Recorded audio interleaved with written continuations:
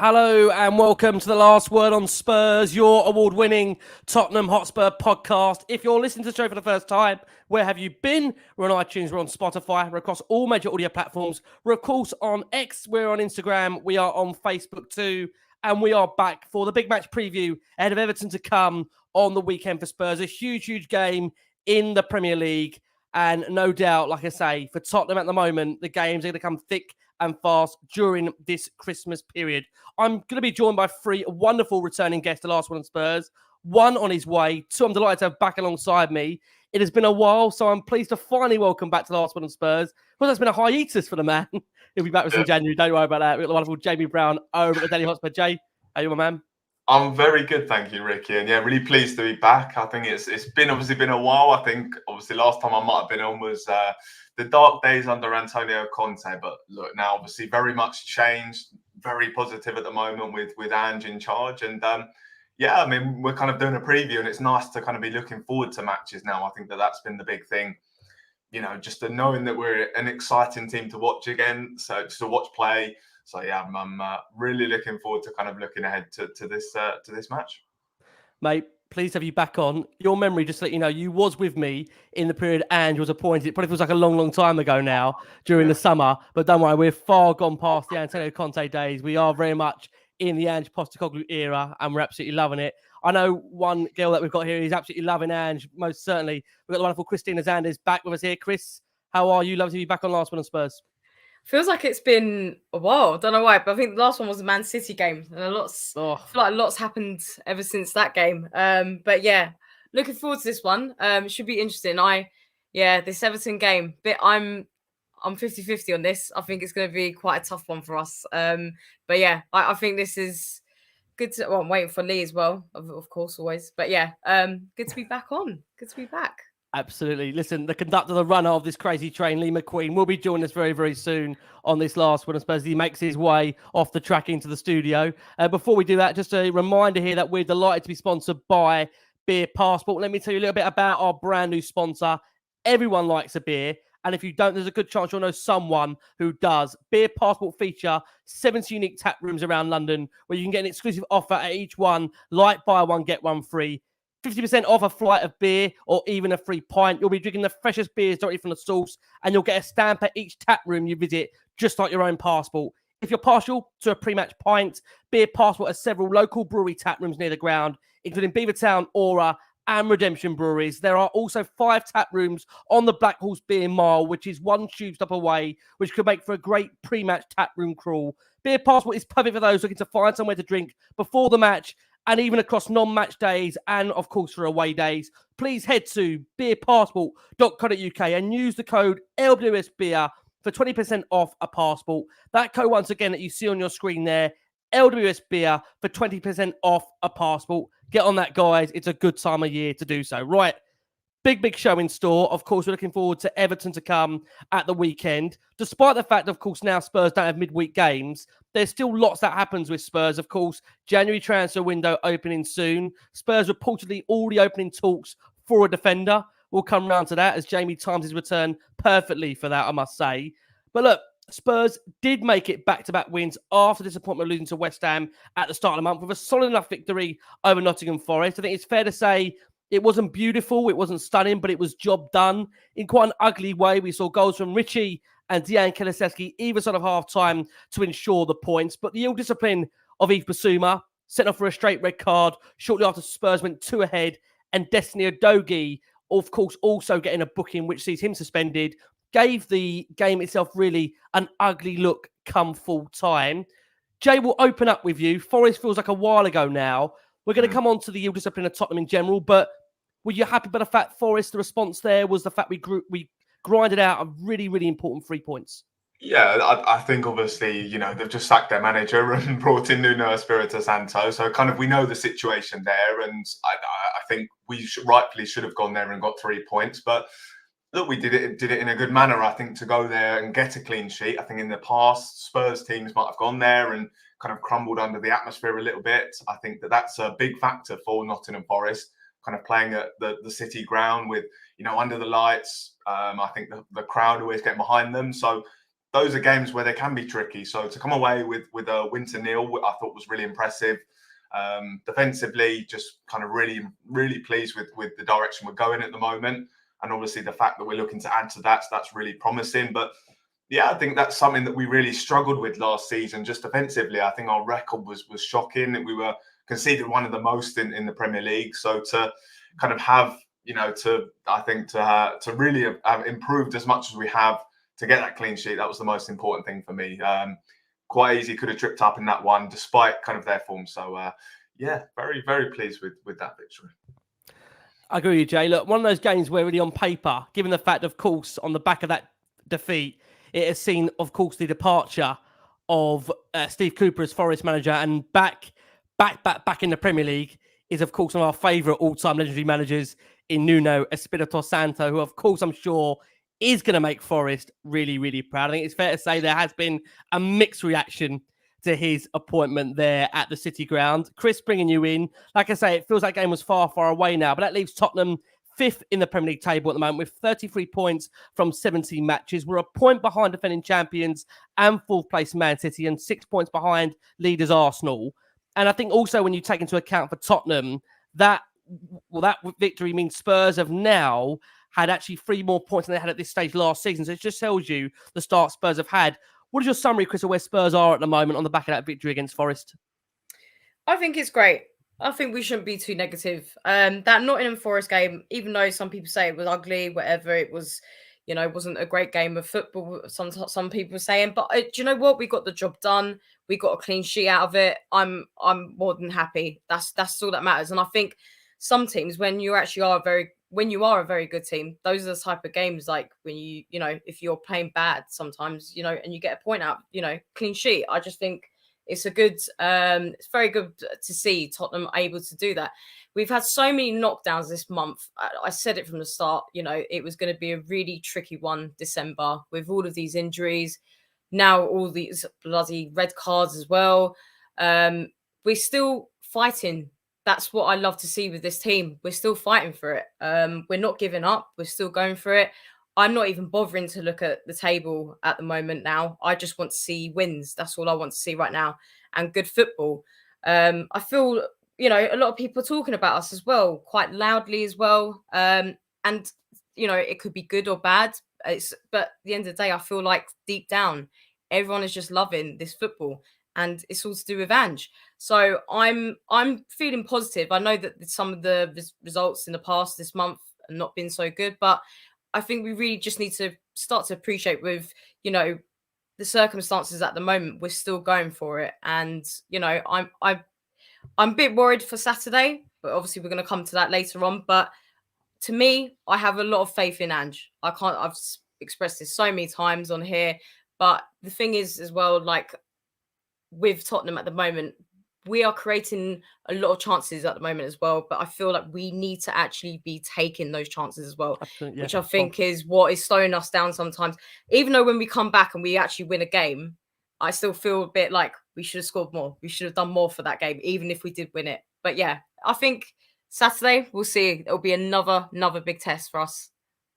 You know what, Jay, you say often about, and I know we've spoken about this in private, the way the managers had to handle a really difficult nature of the way injuries have come about, suspensions have come about. I know, again, you were firmly behind the appointment in the summer. Just how impressed have you been, Jay, with the way he has navigated what's been a really tricky start in terms of injury suspensions and still found us in a position where Spurs, as we speak at the moment, 5th in the Premier League, 33 points from 17 matches, only, like I say, as we said, 6 points off the top of the league. Can you have asked for anything more than what you've seen so far? Yeah, I mean, the rival fans kind of talk about us being so overhyped and kind of being in this overrated team. But, you consider everything that Ange has had to deal with this season. It's been ridiculously impressive. I mean, you take into account the Harry Kane situation, obviously the fact that we just finished 8th in the Premier League. Then, of course, on top of all that, he's had so many injuries to deal with. And yet we're still, obviously only 15 games or so into this new project. And we've got this incredible identity already. I think what he's doing with the circumstances, with the small amount of time he's had, this is why he deserves so much credit. And this is why he's getting all this credit, because he's really working wonders at the moment. And look, we're obviously now 6 points off the top. I know. Look, I don't think we're not going to do it. I really don't think we will. But it's just so impressive where we are and kind of where the project is. So look, all the maybe overhype, or as the opposition fans are saying, I think it's very well credited to him, because he's done so well in such a short space of time. Missing key players. Look, Van der Ven and Maddison, you could quite easily say two of our most important players, if not the two most important players. Van der Ven coming to the team in that defence, he's that perfect player. He's a guy who can allow us to play a high line because he's so good in the recovery.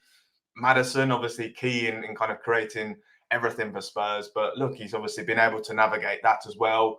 Navigate kind of everything, that's happened off the field as well for Spurs. So, yeah, it's all so deserved, and just continuously just so impressive. So yeah, really, really pleasing at the moment.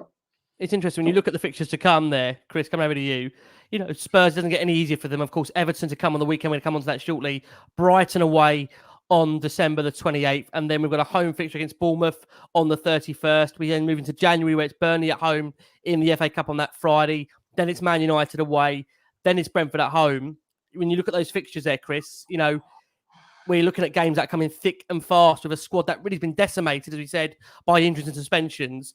Is it just now for you to try and battle through this period, get as many players back, so Ange does have the full complementary squad available to him? Because I think there's no doubt that I think what we've seen is really, when you look across the league, and I think that game we saw Liverpool Man United, of course, at the weekend before last, that there's no real, I would say, amazing team in the Premier League. I think Spurs, for me, have been one of the most attractive sides to watch when they have their full complementary of players on offer. Is that just the sad thing that we just can't wait for these players to come back, because we know it's such a different side when you've not got Van der Ven, you've not got Maddison in there? It's that game was absolute. I had to switch off. I was falling asleep. It was absolutely terrible, that Liverpool Man United game, and again that just makes me appreciate actually watching our own team. I do generally think as you said, I think we're definitely one of the most attractive teams to watch. Who was it? Was it Gary Neville that was actually praising us? It's mad to even hear someone like him saying that. But can I just say as well, thank God we have not got any European games, because good Lord, that would have been embarrassing with all of our injuries at the moment. It's like I said, this season, guys, it's almost just like a warm up for Ange. I'm seeing it as now. I just feel like we just need to be patient this whole season. We're coming together with how Ange wants to play, and with January we will 100% be a completely different team. We've seen the difference with Maddison out, with Mickey. We're so much stronger. But at the same time, like I said, we haven't given up on this. Even, we're losing such important creative players. We're still not giving up, and we're still getting some points out of it, which I think is such a huge positive to take out of Tottenham, because I'm used to us just being, sitting back and letting us lose, whatever. But the fact that we are fighting for this, and clearly the players do want to achieve with this club, is just... it's such an important thing that we should take in. But yeah, with those games though, let's go on to that. It's going to be bloody tough, but I think we're going to get some points out of them. I don't believe we'll lose all of them. It's going to be up and down, as like I feel with this whole December month. I think it's going to be that until we get our players back. It's interesting, Jay, as Chris says there. How much of a test is that December period for you when you look at those fixtures there? I mean, is it going to be difficult to look to achieve maximum points? Is that unrealistic? What do you feel for you? I don't think so. I think there's definitely games in there where you think they are winnable, like even Brighton away, Bournemouth at home, Manchester United away, kind of the way they're playing at the moment, Brentford at home. So I think there's lots of chances to get points. And, even without the players that we are, of course, missing, I still think there's going to be great opportunities. We've obviously picked up a little bit as well recently. I think having Pape Matar Sarr back in the team's really helped. That's obviously been a big plus for us. But, Christina's right. I think this season, and I've always kind of said it early on, I think it's been fantastic, the number of points we are picking up. And obviously, before that Chelsea game, it was amazing that we were top of the league. We hadn't lost any matches. But this season for me was very much about just kind of getting some identity back and being kind of the foundation for the next couple of seasons. And maybe it has hindered Ange a little bit that we have done just so well, because now the expectation is kind of really been risen. But look, I think at the moment, Spurs fans, we should just be hoping that the performances are good. Obviously it's fantastic if we're getting results, and in some circumstances that does show the progression that we are making. But ultimately, I think it's about the performances. And look, at the moment, they've been fantastic. So that's all at the moment. I know it's obviously easy to say, but that's what I'm focused on at the moment, how we are playing. And we are playing some fantastic football at the moment. And you look there's just feels like there's so many different areas that can still be added to. I think in the forward areas, certainly there's going to be, a bit of quality can be added there, and that will take the project to a different level. I think adding depth as well to this squad, that's something that's always kind of held Spurs back, a lack of depth. And that's why, obviously, the guy that we've been linked with, Todibo, I think is a really good sign, because it's a sign that we're looking to add quality and depth. That's something where, maybe under Pochettino, under Conte, it really cost us, because we, when we lost players, even this season, when we've lost Mickey van der Ven, it's been tricky to kind of having the players coming in who have come in. They haven't obviously been quite the same level, but hopefully now we add a bit of depth and real quality in depth. So, I think, as I said, just the main focus for me at the moment is the performances. But I look at that run, I still think there's plenty of chances to get points. So, I'm positive about this run. One of the key things, guys, that has come to light in the last couple of weeks is the fact that do Spurs have some form of a disciplinary issue. Now, look, obviously, on the back of that Forest game, in total, 4 players got booked. Yves Bissouma was shown a straight red. Obviously, Destiny Doucouré also picked up a booking as well. Pat Matassar is 1 yellow card away from a ban. And was asked the question in his post-match press conference on the back of Forest, is there a disciplinary issue? When he said, well, look, it's an issue, but it's not so much about discipline. Like I say, if you've seen a slowed down version of the tackle, it's a desperate lunge, but nothing more than that in terms of malicious. The guys are having to adapt to learn to play our football without crossing a line. But I love the commitment we showed during the game. Unfortunately, it's a price that we paid, because it isn't just this game. Obviously, with Bissouma, he misses a big chunk of football, but it is what it is. Chris, I'll start with you on this subject.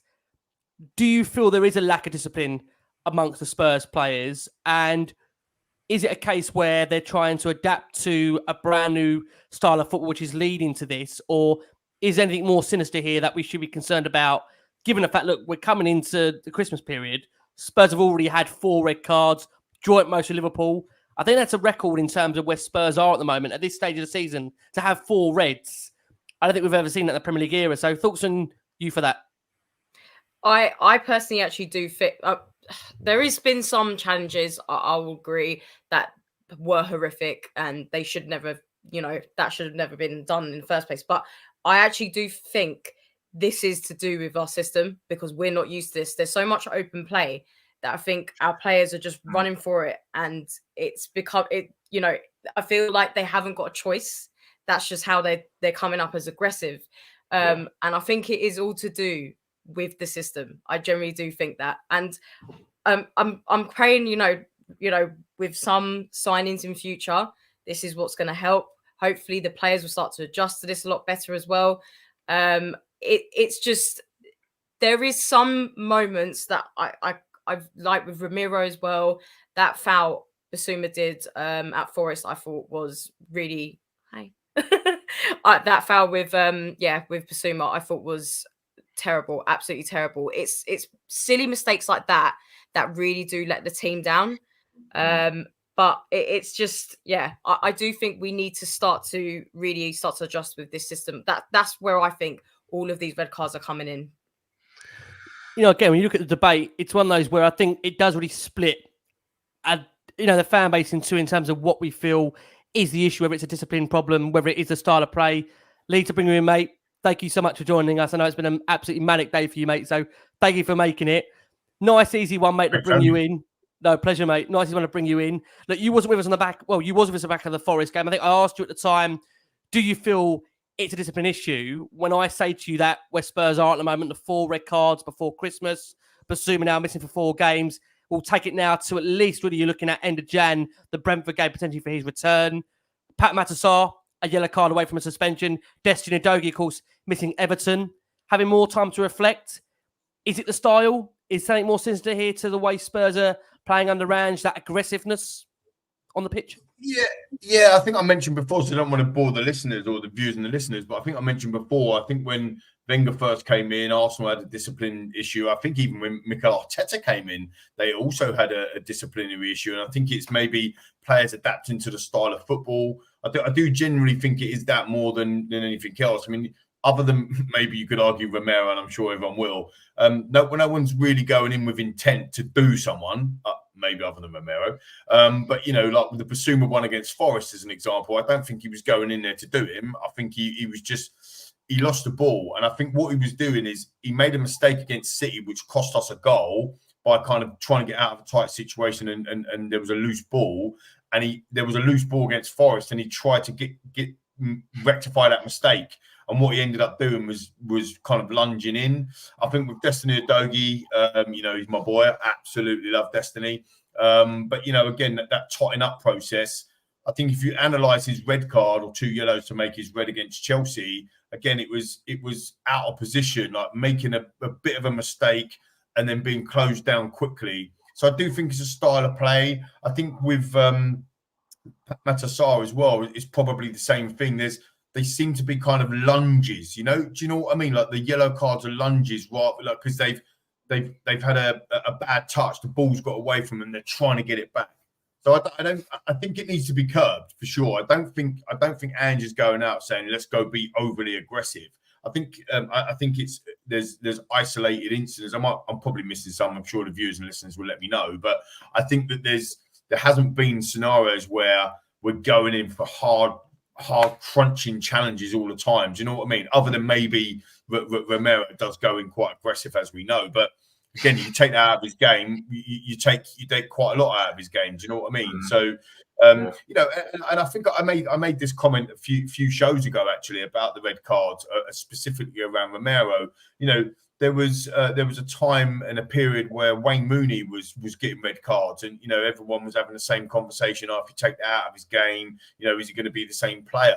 I mean, Wayne Mooney I was there in the stadium. He got sent off red card in the quarterfinal of the World Cup in Germany in 2006. I was in the stadium watching it happen. So you know, it was in his game for a long period of time. So I just think that there's some sort of allowances.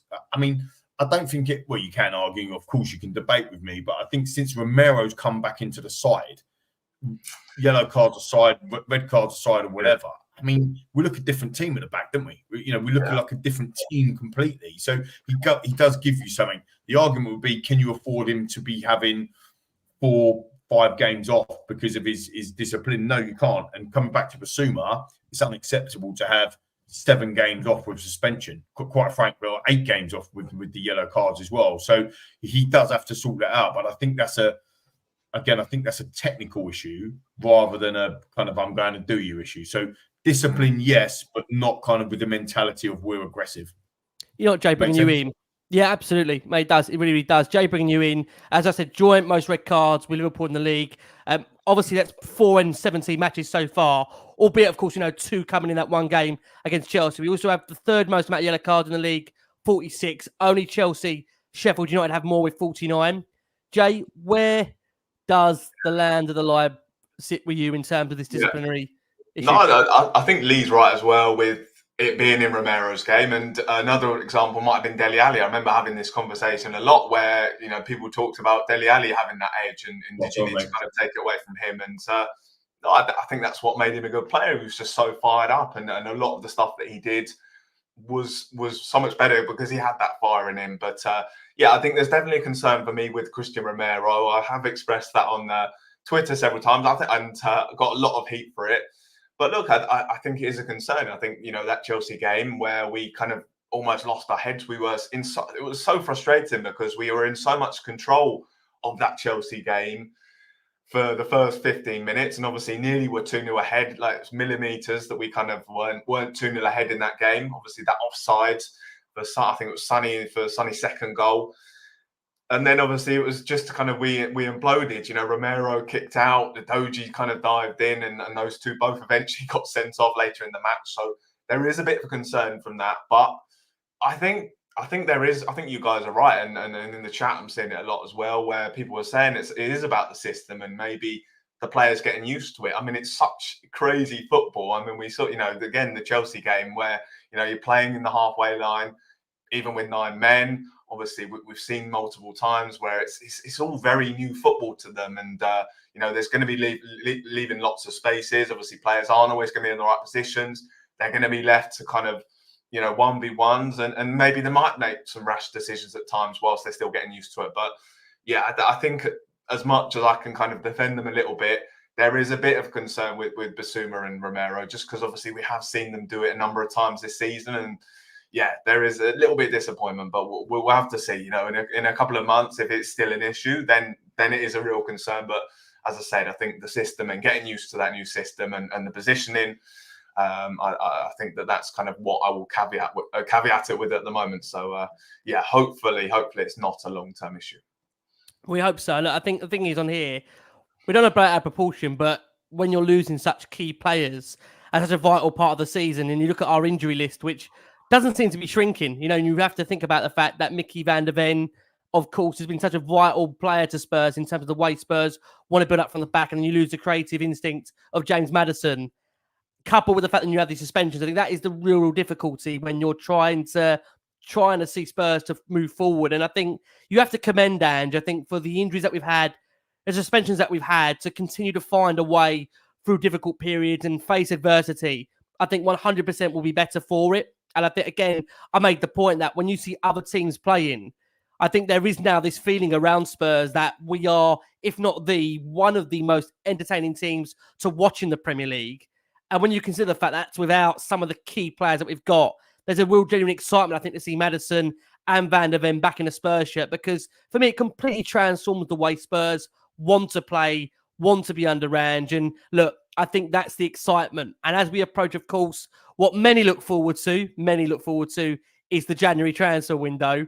Spurs, as we understand from Fabrizio Romano, that's why Jamie B's back in the mixer, one of our own. The transfer window's coming up. You love it, Jamie B. You couldn't make this up. This wasn't deliberate, of course. Jamie's back, and we've had some transfer news on the day. Spurs, we understand, according to Fabrizio, will 100% sign a new centre-back in January.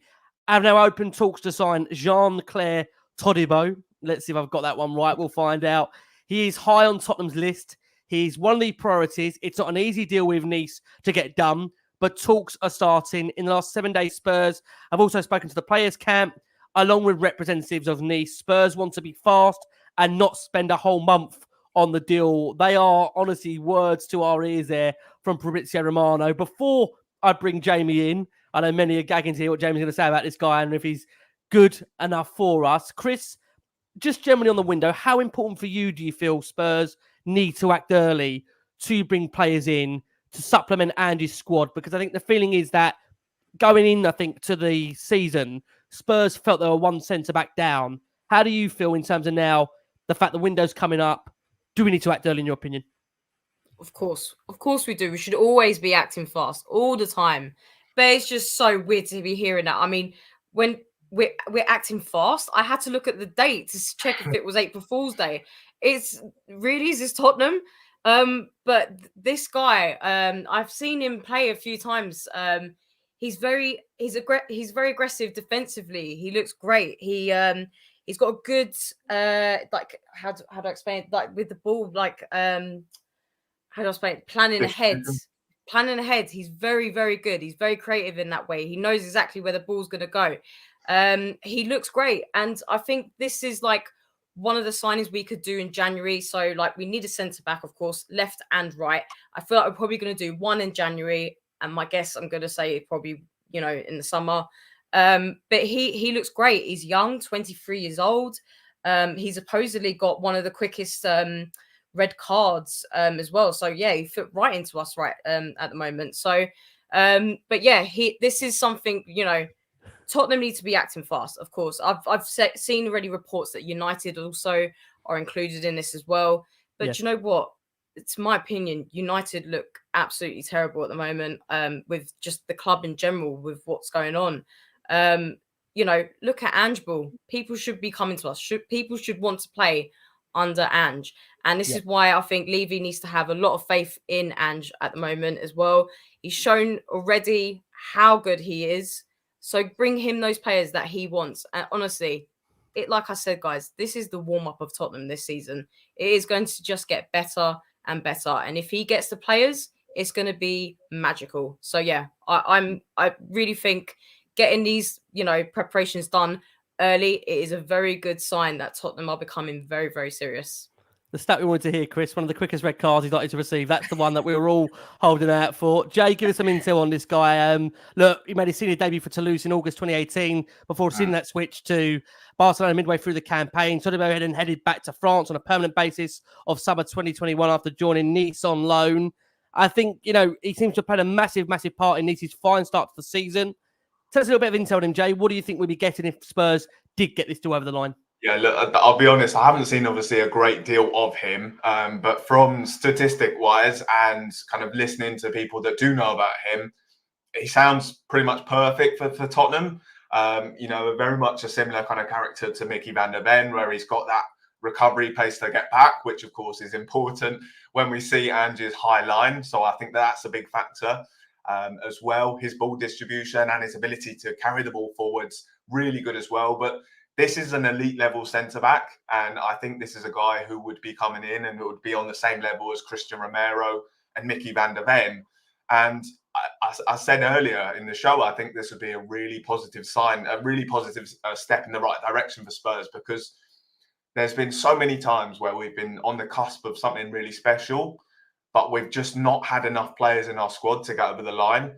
And I think to add a player when you've already got Van der Ven and you've already got Christian Romero in those positions, to add a player like Todibo, I think would be a real sign of intent from Spurs. And, I'd be a really, really good signing. As I said, we need that squad depth and to have that quality, because how many times have we signed players that are, a Dan Juma, for example? I mean, obviously no disrespect to him, but he was a guy that never really got used. But this is going to be a guy who I think is clearly wanted by Ange. And I think whoever is doing our recruitment at the moment, I think we all kind of know who that guy is, per attitude behind the scenes. It's been ridiculous because, and even Ange, I think, deserves a bit of credit, because I think he's definitely playing a part in this as well. His talent ID as well seems to be really impressive. I don't, and obviously he's getting a lot of credit, probably rightfully so. Even the guys that he did sign for our previous managers have been so impressive. But the recruitment at the moment at the club is just, I can't believe it, because for the last 10 years or so, it's been shocking. And at the moment, it just continuing to go, from strength to strength.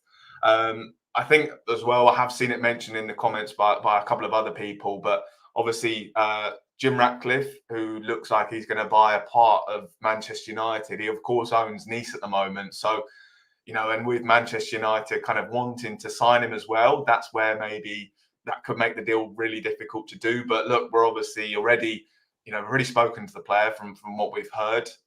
So that's a positive sign. And the fact we're now in negotiation, we're talking to Nice about a deal, suggests that we've obviously got positive indications from the player. So, yeah, I think this would be a really special signing for Spurs, one that Spurs fans definitely should be excited about. And as I said, just really nice that we're adding some depth in the defence as well. And then you look at our options. I think I was mentioning it on last one, Spurs, our group. It's just, all of a sudden our depth just looks really strong there in centre back. And obviously, kind of even a year, 18 months ago, it was looking like a real area of weakness. But if we were to add a player like Todibo, I think with Spurs, yeah, we're in a really, really nice place we would be. Maka, bringing you in. Look, first and foremost, he's understood to be a very good defender. Number of attributes. That one that's really key is turning from defence into attack due to his carrying and passing ability. This is the one question I've asked you down the years when it comes to forwards.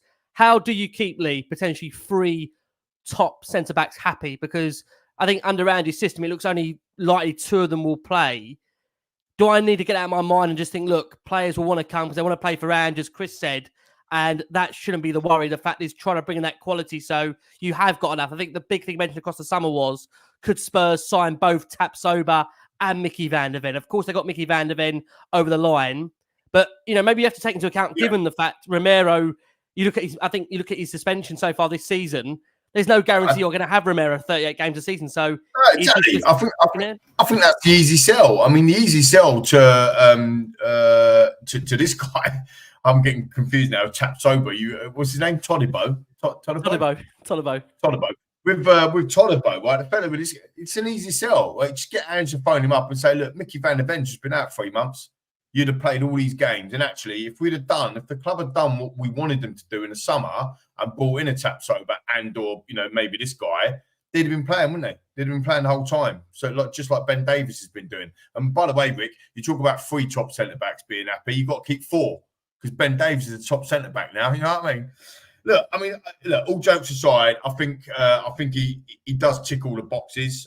He's just broken into the France side, I think in September 2023. So he's only a couple of months ago. I think he's made 2 appearances. He's had 17 yellow cards in his career, in 117 appearances for Nice, and 3 red cards, 2 yellows as well, making obviously a red. So actually 4 red cards in total. So again, I think that's probably the fact that he's learning the game, but we're going to have Romero in there, we're going to have a Todibo in there. That's kind of like the red card scenario. Doesn't score a lot. He's had 1 assist, 2 goals, but he's a centre back. We want to keep it out the back in there, but he is aggressive. He is pacey. He's a big guy, 1.9 meters or 6'2". Lean, fast, strong. And one of the things I know we're going to talk about the Everton preview eventually on the Everton preview show. I know we get to talk about it. It's coming next. I know, it's a joke, mate. But one of the things we're really missing, even with Romero. I mean, I'm taller, I'm bigger than Romero. Me and Pat at the back, me and Patrick, mate, at the back, we're juggernauts, mate. And I think the reality is, Patrick Tyrant, one of our own. But I think the reality is, when we've lost the Mickey Van der Ven and some players at the back, we're quite light there. We're quite short at the back. And I think that's going to hurt us against Everton, by the way, because they are giants. Sean Dyche, classic building giants. We'll get onto that later. So I think he ticks them boxes. He's fast. He's the right age, 23 from a profile. Just coming into the France national team. I don't know who's going to keep out there, by the way. I don't know if Jamie, if you know that, or Christina, Ricky, you know that, because Saliba's obviously playing for the France team. The fella that Chelsea were chasing for ages and went to Barcelona. He plays centre back, doesn't he? As for France as well. So I don't know who he's starting to keep out there, but again, very similar to Mickey Van der Ven. He's just broken into the Dutch squad, right? So really, really good. And but I do agree with all the comments and Jamie that you raised that Radcliffe is going to have a big say in where he goes, in my opinion, because he owns Nice. Ineos has got plastered all over the picture you just put up as well. But I do agree with Christina. I think that Tottenham, I don't want to be arrogant here because how can we be? We haven't won anything for 15, 16 years. But I think Tottenham at the moment are a better project than Manchester United because I think they're all over the gaff. Yeah. So we'll have to see. But, there's no smoke without fire, and there's some really strong reports that we're having good conversations with him. So, if he's 35, what is he, 35 million? Something around that figure. Again, around that valuation. Yeah, it'd be a fantastic signing for us. But I've got to say, and I don't know if you're going to go on to him or not, but I've got to say, Adrian, a friend of the show, obviously one of the regulars, just put up there as well, that it's unlikely that we sign Tosin because of the semi-final now, the Carling Cup. The Carabao Cup. In. Yeah, the Carabao Cup. Excuse me, Carling. But I fancy Tosin as well. I fancied him in the summer. I think he'd be a brilliant signing for us. Again, last 6 months of his contract with Fulham, heavily linked with us in the summer, heavily linked with Monaco as well. Big, strapping centre-back. Scored the other day in open plays, or scored the penalty, the winner, to take them through the other night as well, coming back from longer-term injury. So I'd quite fancy Tosin as well, and he would represent huge value. I think he'd only be about 12, 13, 15 million, something like that, because of his contract scenario. And the key thing for me on that scenario, not that we need it, because Van der Ven has just clearly proved that it doesn't make no difference, is that he's got some Premier League experience as well in the capital. So I think he could be a very good option if we can't get to Turbo. What's his name? Todibo. Todibo, that's the geezer. Todibo over the line. Do you know what I mean? I think that's a sensible way of looking at it. And I'm not worried about the prices anymore. I'm not generally worried about the prices. I think if anybody comes at me and says we go for the cheap option, just go and have a look at Vicario. And then that's it. End of line. Full stop at the end. Capital letter. Finito. So it doesn't matter about the price. It's about the man that is running the show behind the scenes, as Jamie said, which is strategy. But one of the things that we have done as well is like we've obviously got this list of players and we just seem to be working our way down them. And so obviously we'll have obviously the top target. If we can't get him, we'll quickly move on to the next one. Obviously we did that with Vicario. Obviously Raya seemed to be the top target. He was obviously unattainable, or we didn't kind of looked at his valuation and saw it was not worth it. And obviously we've been proven right with that. And then obviously gone for Vicario. So that's the way that we operate at the moment. And so I think whoever we get, I'm pretty confident because, the recruitment at the moment, as I said, it's been fantastic. Jay, what represents for you a successful window for Tottenham? I think central defence is I think rightfully so, is the area I'd like to see us strengthen in. Central midfield as well, I think is an area I'd like to see us improve in. Again, another player that we have discussed, Conor Gallagher, I think he would be perfect for Spurs. I think that he is a fantastic player, and under Ange, I think would be even better. I think at the moment, he is putting some good performances in for Chelsea, but I think even if he was to come and work under a manager like Ange, I think he'd be even better. So that would be perfect as well. And, we're going to lose Bissouma, Pape Matar Sarr as well to AFCON. I'm sure the likes of Højbjerg are probably going to depart as well. So midfield's definitely an area to strengthen in. And I would like the forward line to be strengthened as well. I do have some concerns, obviously, with Kulusevski being moved into a more central position as well.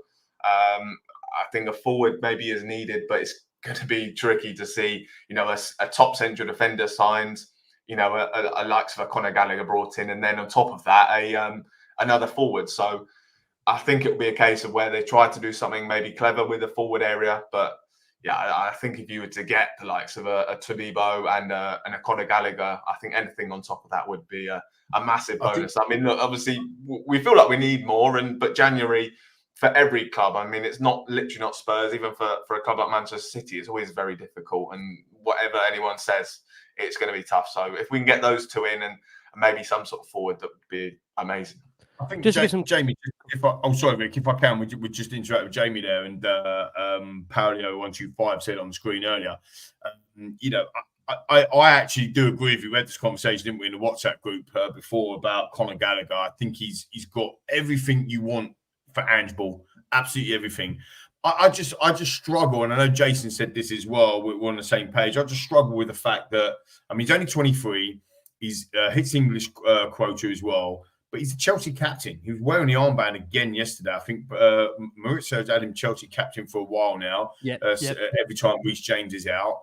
They generally don't do business with us. I know it's a change of ownership, but generally they don't do business with us.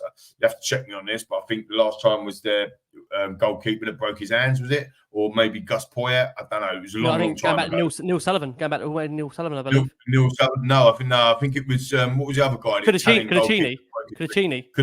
I think he was a free, but you're right. I think it might have been him. Yeah, but it was on a free. Yeah, but look, so I think I think them sorts of things may be difficult.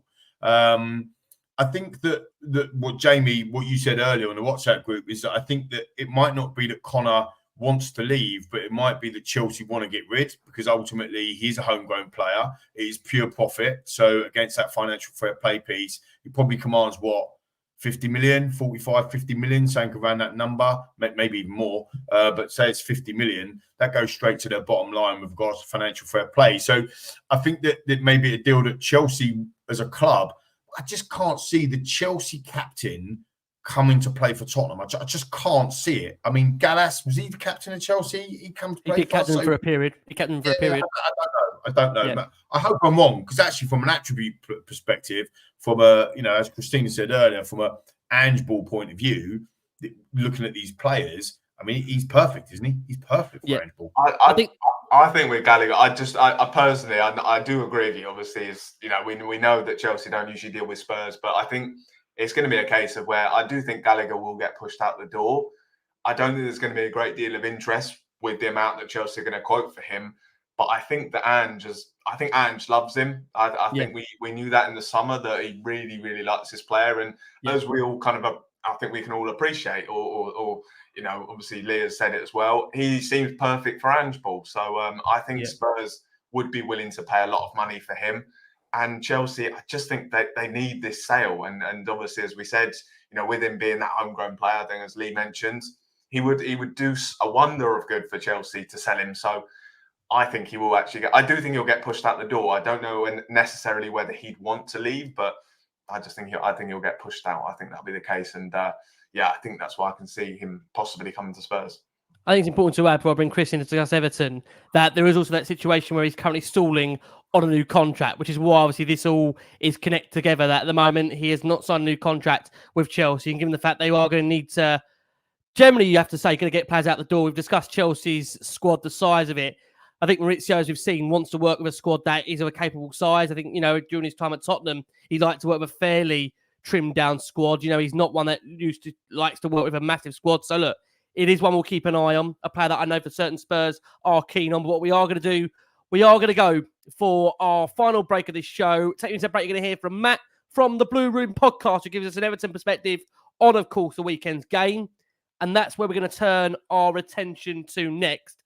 Before I do bring Chris in, just a reminder here on Last One on Spurs, if I can be so kind to do so, that Last One on Spurs is also delighted to be sponsored by Literacy Pirates. Now, look, just on Literacy Pirates, they're based next to the Tottenham Hotspur Stadium. They help local children aged 9 to 12 who are falling behind in school and have fewer opportunities in their personal life. They run an after-school program with pirate-themed spaces to help children develop their reading and writing skills, and also their confidence and perseverance, so that when they make mistakes or face challenges at school, they can pick themselves up and keep going. They also professionally publish the children's writing so that children have something they can take home and keep to remind themselves on their achievements. They rely on volunteers to work 1 or 2 in small groups with the children to help them practice reading and writing, provide encouragement and celebrate the achievements, no matter how small. They are looking for more volunteers as they strive to help even more children improve their literacy, confidence, and perseverance. These programs run 3:45 p.m. to 6:45 p.m. Monday to Friday. Volunteers don't need any experience and full training is provided. You can email them at volunteering@literacypirates.org and also head over to their website at literacypirates.org, where you can read all about the fantastic work they do and sign up to volunteer in person or online from anywhere in the UK. A really good cause, guys. One that, of course, I want to urge you to get behind. Right. There's Macca there. For those that are listening on audio, Macca there proudly showing off his beer passport there, which I'm sure isn't it today, on.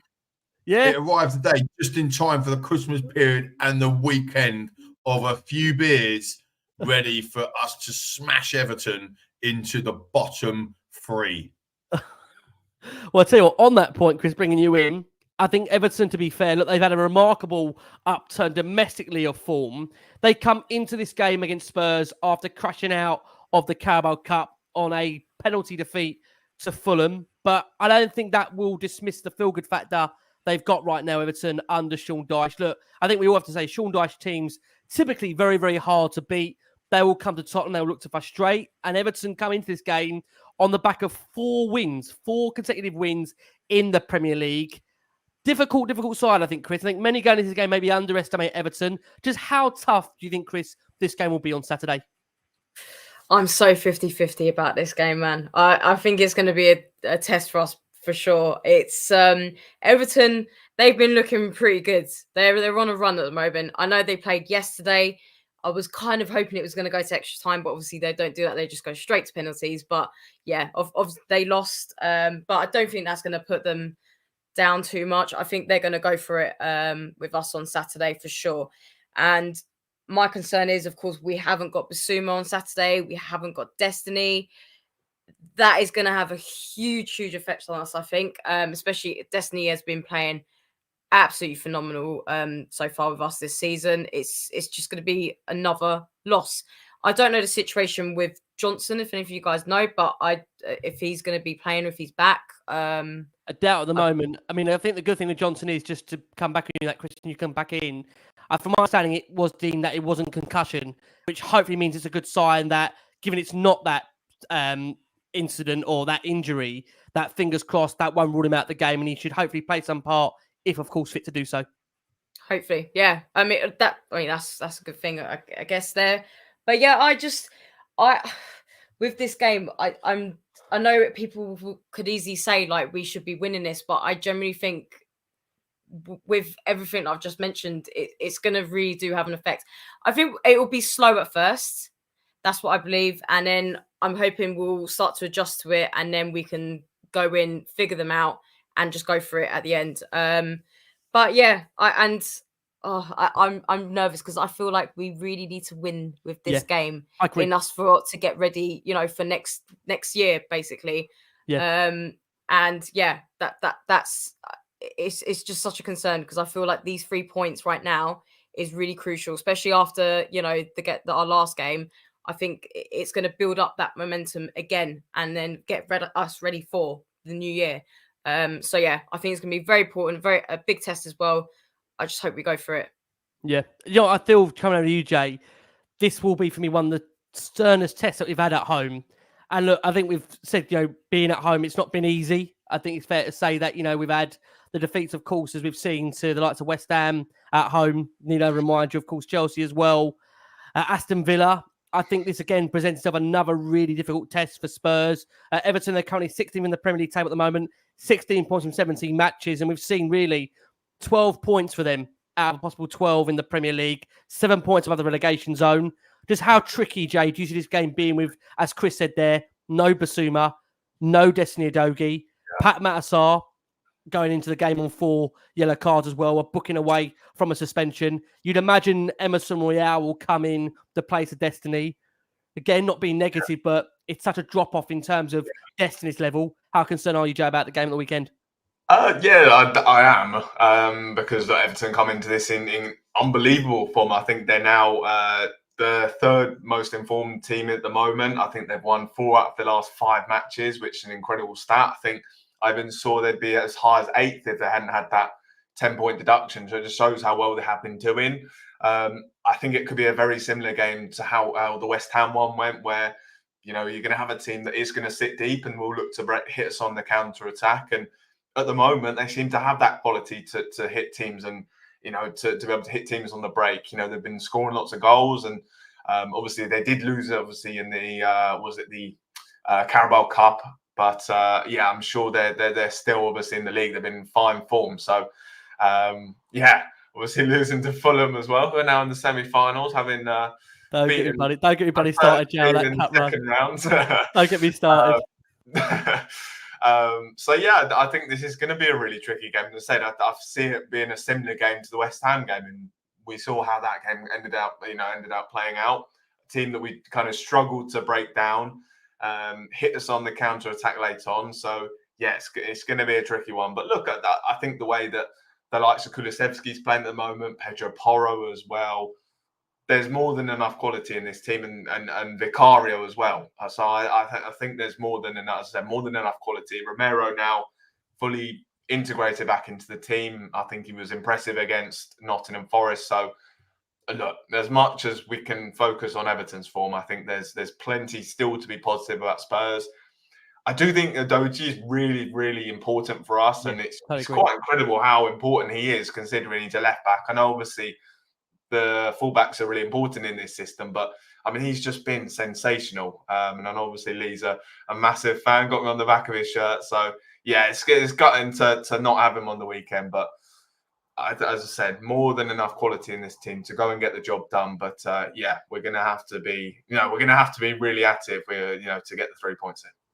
I think one key thing, obviously, for me to say is that we know Abdoulaye Doucouré is missing for Everton. No doubt Everton fans will know he has been the star of their season. Really, he's been rejuvenated under Sean Dyche, and it's a big, big miss for Everton. Many will feel he could be the difference between Everton coming away with victory at Tottenham and not. Lee, I know you're always positive going into home games. And look, Everton, I think many say the suggestion here is, yes, says here, look, it's a low block Everton. They will be difficult to unlock. They've proved to be really, really good on the counter attack. Dominic Calvert-Lewin, of course, been in form for them as well. But Lee, how do you see Spurs heading into this? As we've said there, not their full squad available to them. Again, Andrew, have to shuffle the cards. Spurs do have the benefit of not having played during the week. Everton, of course, going to penalties. Lee, thoughts on the game for you, Everton at the weekend? Yeah, I mean, I think I think both Christina and yourself, Rick, to be fair, and Jamie have made some really good points around, they're on brilliant form. They've won the last 4, but they've never won 5 in a row in the Premier League. And that ain't going to change at the weekend either.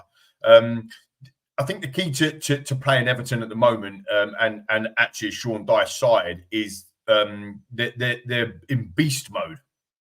And what I mean by that is they are massive as a side. They are absolutely massive. So what's going to happen on Saturday is they're going to set up with a low block and potentially go on counter, but they actually set up slightly different against Burnley, where they start to push the ball up. I think he played a 4-4-1-1, or he started with 3 at the back, but actually came in the middle. So he wasn't quite playing a 5. He will definitely play a 5 against Tottenham Hotspur, 100%. So he's going to low block. But what's actually been happening is if you score early, if you go and have a look at their results, they haven't conceded a goal in their last 4 games. So in their 4 wins, they've scored first and then they've shut that other team out. Now that's what's going to happen on the weekend if we do not score first. Okay, and it's going to be a really frustrating afternoon. So what we need to do is we don't need to be caging, whatever. We need to start really fast, just like we did against Villa, just like we did against West Ham, but and just like we did against Newcastle, essentially, but with a different result in them first 2. We have to score. We have to score a goal. Now, once we've scored, I don't think Sean Dyche is going to be as happy like a West Ham to sit in and go 1-0's okay, 1-0's okay. But what we need to do, like we did against Newcastle, is we need to get a second goal. It might sound really obvious, but this is how you're going to beat these low block teams. Their worst defeat of the season was away against Aston Villa. They smashed them 4-0. And this is the point. I think it can go either way. They lost to Manchester United at home 3-0. And that was that Garnacho overhead kick he scored in the 3rd minute. So you score early and they have a problem. But they're key. They've got some pacey players. They've got I think it's Jacob Ramsey, and he gets down a byline, crosses balls in, that type of stuff. I think we can deal with that. I think Pedro Porro can deal with that. If he was dealing with Doku, we can deal with this guy. But I think what the problem is going to be is Onana, who I really rate. I think somebody said it in the comments earlier. I think he's an excellent player. He's a beast in midfield. But they're missing Doucouré, right? As you just said, Rick, which is massive for them. So I think we've got some problems ourselves, and I do think missing my boy Destiny is a problem, and that height is going to be an issue, because if we start giving away silly free kicks in and around, they're going to launch that ball in, and I don't care what anyone says.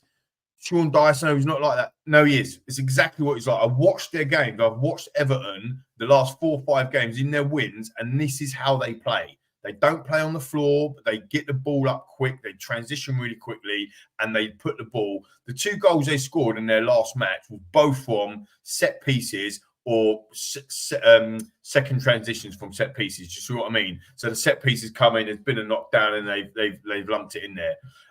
King got a goal. He always scores against us, by the way. He got a goal the other weekend, but he also scored an own goal last night. And as Adrian said, and a few people have been saying in the comments, they have played midweek. My thing, and maybe this is heart ruling head, my key thing is Richarlison. And this guy is in massive form. He is in proper pigeon form. And I cannot see him not scoring against his old club. I just can't see it. I actually think he's going to score 2. And I think Son's going to start on the wing. I think Richarlison's going straight down the middle. And I think he's going to have enough to be fair to Everton. They've been playing well, even with a patched up back 3. I mean, Ben Godfrey, who we've actually been linked with, to be fair, 8 million, 9 million quid or whatever. He hasn't been playing all the time. There's another guy as well who's come through their academy. His surname escapes me. Braithwaite, sorry, so it doesn't begin with L. But he's playing pretty well. But again, and Tchaikovsky as well. So they do play a back 3, and generally we do miss We do struggle against back three. You look at the Brentford, you look at the West Ham, potentially Everton, the Sheffield United. So I think for us, we've got to score early. It's a 3 o'clock kickoff on a Saturday before Christmas. It's a must-win game for us, for all of the home fans. I think the fans will be up for it. I think the players will be up for it. And I do think Richarlison will be up for it. Ricky, can I just add in with Richarlison? Do you know what? He's been playing well, but it's only been 2 games. That's my only fear. It's only been 2 games. I feel like he's, started to come out a little bit. So I don't want to get too carried away with him. It's just the chances that we create, though, we need to be taking them. I don't want any silly mistakes, any stupid missing targets. That's the thing that I'm scared about, is us missing huge chances where we've created that whole build up and then it's just a stupid miss. Yeah, that's what I fear. We've got to take our chances 100%. But that's what I have fear with Richarlison. Christina, but that might be the case with Richarlison. But when you look back at the stats, Everton, we played them 62 times in the history in the Premier League, right? They've only got 4 away wins against us. Right? They haven't won in the last 5 meetings. They haven't won home or away against us. So I'm probably jinxing it. People are going to be battering me. Don't jinx it. But the reality is, you've got to go into these games confident. You really have. I mean, they're not. They've done really well. They've done really well for sure. And actually, without the 10 points, as you said, they've been in the top 8 and they've done well. And Sean Dyche has got them playing proper Premier League club, but we need to work out a way how to beat these low block teams. And for me, I think it's about, you just said it, Christina, taking our chances, scoring early. We can't go and batter them, have 6 shots on target and go in at half-time 0-0. We end up struggling in this game. We have to score in the first 10, 15 minutes, put it to bed in the 35th minute, 2-0 up at half-time. Jobs are good. Jay, how important do you think Richarlison's role will now be in this Spurs team, given the fact we've seen him now scoring back-to-back games, 3 in his last 4? It's definitely his best run in a Spurs shirt. Will this continue, in your opinion? What's your verdict on Richarlison, where we're at? Oh, well, I think I'm the same with Christina. I think it's, look, it obviously has only been 2 games. You could also add that obviously he's just had this surgery as well. And obviously he's played 3 games, scored 3 goals. So that's obviously going in the right direction. And maybe that has helped him. I think playing through the injury as he has done, I think that will have affected him a lot. And hopefully now he's playing with a lot more confidence in his own body. So, because, when you are playing with an injury, obviously you're having to adapt your game. You're obviously cautious about doing certain movements as well. So it's obviously nice to see him back in this form. But yeah, I need to see a lot more of it. And look, I think the problem that we've had, and Lee said there against low blocks, I think we've created lots of chances against West Ham. The guys that I was watching it with, we were saying we were playing unbelievable football, and then all of a sudden it just goes completely wrong because we were creating so many chances in that first half. We weren't putting them away, and Richie has to kind of step up on the weekend. I think we are going to create lots of chances. Kulusevski, Sonny, Porro, so many players to create those opportunities. We just need someone who can stick them away. So Richarlison, he is going to play a really important role on the weekend, and hopefully he does step up. But yeah, it's obviously been nice to see that form he's been in since that surgery, and I hope it does continue. But yeah, I need to see more of that from him. Just to add, I do agree with Christina and Jamie, Rick, on that. I'm not saying that Richarlison's back and he's like the best striker in the world. I just fancy him against his old side. And given the fact that he's scored a couple and he's got some good confidence after back at surgery, I think he'd do. I will say something stupid. It won't be my prediction, but it will be something stupid. I don't think the Newcastle game was the Tonkin. I think Spurs are going to give a team an absolute spanking. I really do. And I don't think it was the Newcastle game. So I don't know what I'm really saying. What am I alluding to, Rick? I don't know. You're alluding to it could be Everton. I think you summed up for me perfectly. I think the fact is, we've got to score early. And I do really, really fear at Everton with set pieces. You guys said it. There's such a big side. And don't get me wrong, Doucouré is a huge miss for Everton. He's their most important player. So that's a big loss for them. I think it's worth saying that Lo Celso will obviously hear from Ange before the game in his pre-match press conference. He was a doubt, of course, Lo Celso the last couple of weeks, hence why he's not been involved. And Spurs, I think, are going to need that creative lock picker to unlock Everton, who are going to be a tricky customer. Is Dele fit? Is Dele fit for them? Is he integrated into the team? No, he he's back in training, but Dele not involved in the squad as things stand. Listen, get an amazing ovation, of course, if he does travel down. If you remember back under the dark days of Stellini, remember them days, viewers and listeners, or was it under? I think it was. I think Antonio Conte's first ever game was against Everton. We had a board draw away from home, 0-0. Yeah, it was absolutely appalling. And then the second time we played them, it was a 1-1, and we were absolute domination of that football match. And then didn't somebody get sent off? Jamie, you might remember. Do you remember this, guys? Somebody got sent off, I think, and it was the last 10 minutes. And then that King guy scored. He scored an absolute belter from 30 yards. Where's that coming from? Centre back, right? Just puts his foot through it. Yeah, I can't. Was that under Stellini? It was. It was Stellini. It's like what Christina was saying. We shoot ourselves in the foot. I mean, it was literally a classic. We could have gone on and just absolutely ruined them, probably 4-5-0, but we didn't, because under the Stellini, Conte, whoever it was, we sat back and whatever with a 1-0. We was in total control. I tell you who it was. It was Lucas Moore that got sent off. Correct me if I'm wrong here in the comments. Yeah, he came on, and then he literally got sent off in like 2 minutes.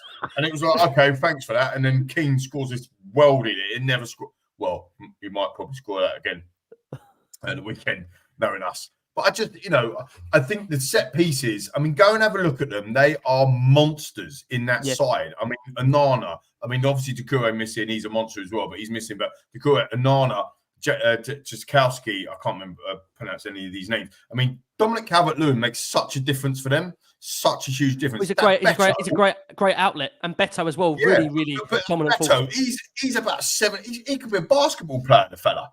I'm just thinking, him up against Emerson Royale, Pedro Porro, Skip, Pierre-Emile Højbjerg in the box. I mean, we could go 5-0 here against us just at set pieces. Joe, I think that's the thing with this game. I think there's such a. It could go either way. I think that's why no one's going into it with real, confident Spurs are going to really take them to the cleaners. It will be a tricky game. Jay, let's start with you, mate. What are you going to go for prediction-wise for Everton to come? Yeah, I mean, this one, I think it's really tricky, because I think if we do win, I think it will be a big win, because I just think that's the way that we play.